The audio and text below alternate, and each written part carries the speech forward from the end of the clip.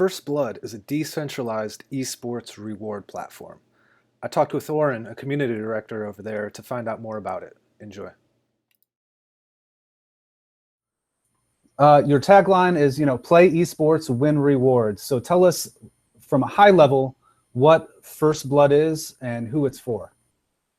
Yeah, so on a high level, essentially we're setting up a decentralized matchmaking, wagering, and tournament platform for esports video games. And so what that basically means is you'll log in, set up a profile, and join a matchmaking queue, very similar to what you would in your preferred game client. For the moment, we're working with Dota 2, but you log in, hit play.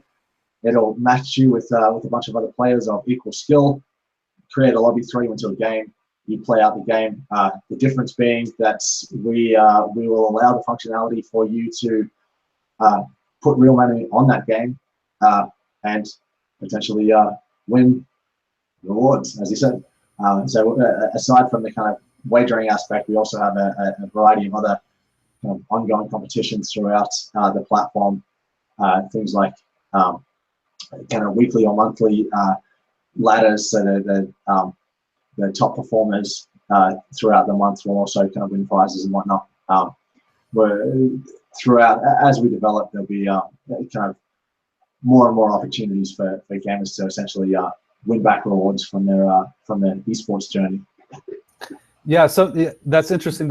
You mentioned the other opportunities. I'm one of those really weird people who doesn't really play video games, but I can sit and watch people play for hours. So I actually saw some stuff on your website. Could you get into that a little bit? Yeah, so obviously we've gotten into streaming, and we're planning on hosting a whole bunch of tournaments. Part of what we're building is a platform for people to create tournaments through our platform, and then give them the opportunity to have an audience, or have a stage to kind of present their tournament.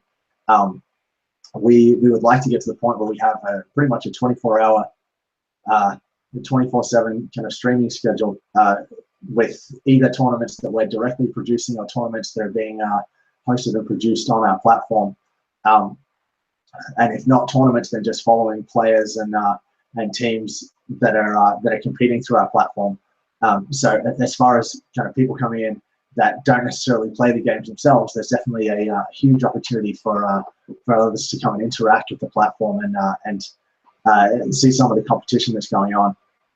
Yeah, so I saw something that says witness matches and vote in a jury. So what exactly is that all about? Yeah, so this is one of the pretty unique feature sets that we're building out. It won't be available immediately in the beta. It'll be something that we're kind of working towards. But basically, what we're trying to do is set a new standard for basically the integrity side of esports. We want to create a platform that players can truly trust the results of the game, independently of having to trust the results necessarily from a centralized game server. So on top of us taking results from a game server, we'll also have we're also building up a network and a platform for games to be adjudicated by essentially by your peers. You'll have the ability to run software that will act as we're calling it a witness node.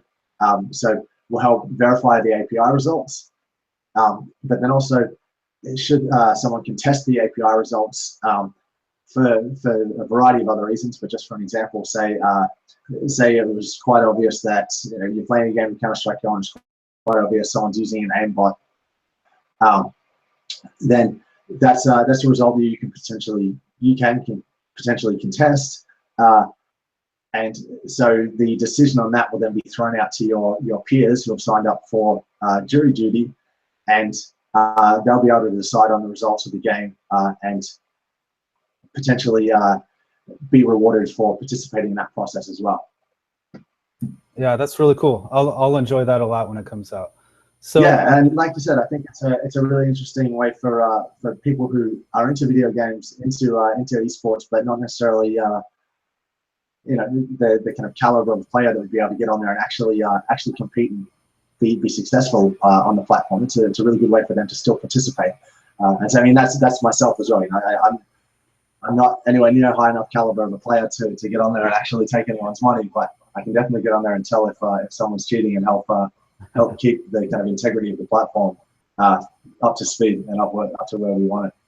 Yeah, well, that brings up a very interesting point too. So you keep saying esports is, but you also say you have some skill matching algorithm. So is this only for professional esports people? The actual playing side of it, obviously, we just talked about the witness and stuff, but yeah. I mean, can just the average gamer be on this and use it? Yeah, definitely. So that's the whole point with having a matchmaking algorithm. Is we want to obviously make sure that anyone can play on the platform at any level and have a good time, win some games, obviously lose some games, but enjoy the whole process. It's no fun if you jump on there and everyone else on there is a pro and you just get flogged every game. So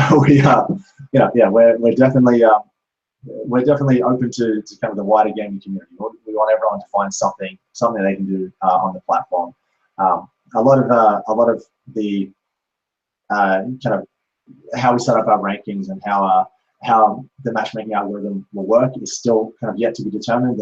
There'll be a lot of testing through the beta phase as we ramp up the number of players involved. But yeah, we want it to be open to everyone. So it's not just for professionals. There'll be leagues or tiers for every player base and every skill level. Cool. So what is the current state of development and what is the roadmap for the next 6 months to 2 years? Yeah, it's a hot question on all of our communication channels. We're staying a little bit tight-lipped on our kind of dev roadmap at the moment, but I can say that we are very close to releasing our beta product. We tend to like to under-promise and over-deliver, so we don't go. We try not to set a firm date because we'd rather not set one and miss it. But yeah, it's coming up very soon. We have a tournament going on right now. It was our first professional Dota 2 tournament. It's called Blood in the Streets. And ideally, I'd like to tie in the beta release with the kind of conclusion of that in some ways. So that'll kind of hint at when we're looking to get things out, but it's by no means tied in, with the end of that or anything like that. We'll look to have some kind of interaction, but yeah, for the time being, the best I can say is very soon. Okay, great. And then that I think that's a good philosophy to not continually miss deadlines and be very honest about it. But what are in some of your, not putting specific dates on things, but in the next several years, what kind of new features can we see coming out after the beta? Yeah, well, so the beta will be pretty limited. It's kind of a matchmaking queue. And the basic kind of social functions, chat and setting up teams, setting up parties, all that kind of stuff. Beyond that, we'll start to build out our tournaments feature, which will allow for users to set up and administrate a variety of different tournament structures, and ideally we'll kind of have an ever-expanding repertoire of tournament styles that we can handle. Once we've got the tournaments features to a point that we're comfortable with, then the next step is basically expanding into other games. So right now we're limited to Dota 2. Beyond Dota 2, there's obviously a host of kind of premier esports titles. So that's Counter-Strike Go, League of Legends, Overwatch, and then beyond that, there's a bunch of new and kind of exciting titles coming up that we're really looking into integrating. So some of those games like PUBG, PlayerUnknown's Battlegrounds. I don't know if you've played that one, but it's a whole lot of fun.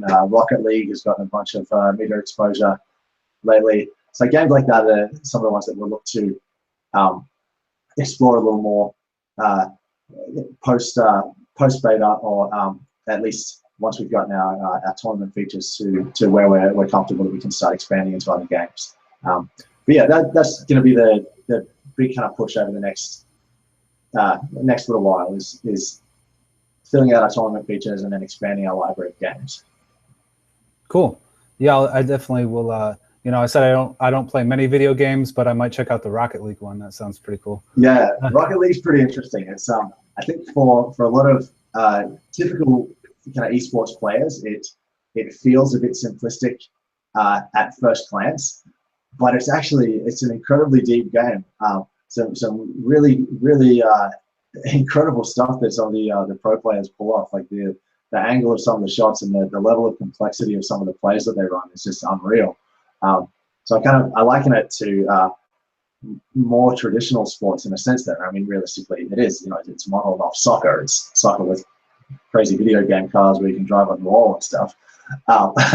So, it's a relatively simple rule set with a lot of kind of built-in complexity. It doesn't have the same kind of meta game that a lot of the other esports do. League of Legends, Dota 2, Hearthstone have really complex meta games, but it's an incredibly high skill game. Like to get to the top of Rocket League, your mechanics on a keyboard have to just be absolutely flawless. So yeah, it'll be a really interesting one for us, and I think it's got a lot of broad market potential, just because it's it's a family-friendly game that you can throw on TV at at 5 or 6 p.m. at night, during pretty prime time hours, and you're not going to get any complaints out of it. Whereas the alternative, you throw Counter-Strike up on TV, and you'll definitely get some complaints from some people for violence and all that kind of stuff. So it's got pretty broad market appeal, which is, I guess, why it's been picked up by who is it? I think TBS just recently announced they're going to start running a Rocket League tournament. Yeah, I hadn't heard about that yet. Yeah, so it's an interesting game. Definitely one that we'll be pretty keyed into. Cool. Well, now on a more personal note, one thing I like to ask people, is that is how did you get into cryptocurrency? What is kind of your personal journey with joining, the First Blood team? How did that all come about? Yeah, so it's I mean, I guess I got into crypto like many other people. Kind of, I don't know, I stumbled across it. It would have been back in 2000, late 2012, early 2013. Kind of heard about Bitcoin actually as a byproduct of learning about the deep web. I learned about that, learned about Tor, started poking around on there, and just noticed that anything that was for sale on any of the websites on the Tor network were all denominated in Bitcoin. And I was like, what on earth is this Bitcoin thing? Why is everyone kind of accepting it as a payment? And so that was my entrance to the rabbit hole, and things kind of spun out of control from there. I started reading kind of Vitalik's stuff very early on after that, and have been a huge supporter of the Ethereum space ever since. I was kind of a lurker for a long while, just reading, keeping up with it, and then when the DAO project came along, I kind of dove headfirst into that, into that community, and actually ended up founding DAO Hub, which was the forum that the DAO kind of, I guess, adopted as its home. And so, yeah, that was kind of my first kind of public foray into the Ethereum and cryptocurrency space. And I guess kind of through my interactions with the community there, things have progressed now to where they are. So that was where I met the founders of First Blood, along with a whole host of other people in the community, and have now kind of built up some really good relationships with the community as a whole. Great. So for people who are now fully convinced and want to know more about your platform, where do you guys kind of hang out online? What's the best way to kind of, is it a Slack channel? Is it a Telegram? Yeah, so we've got a Slack team that is free to join. We also have a Discord team. So Slack team is probably more geared towards people who are interested in the cryptocurrency side of things, the blockchain technology side of things. And the Discord server is obviously more geared towards gaming. That's where we set up all our tournaments and kind of do most of our gaming. Obviously, kind of discussion of either goes in in either. We're not particularly tight on those kind of rules. But yeah, best way to get in touch with us is probably just to throw a tweet at us or send us an email. You can find us on Twitter or pretty much any social media at firstblood.io. So that's on Twitter, Instagram, Facebook, on YouTube as well. We have been broadcasting quite a bit to YouTube and Twitch, so you can check out our streams, come be a part of that. And yeah, I mean, you can always just drop us an email, team@firstblood.io. But yeah, all the information that you could possibly need should be available up on the website. If it's not, shoot me an email and we'll try and make sure we get it up there.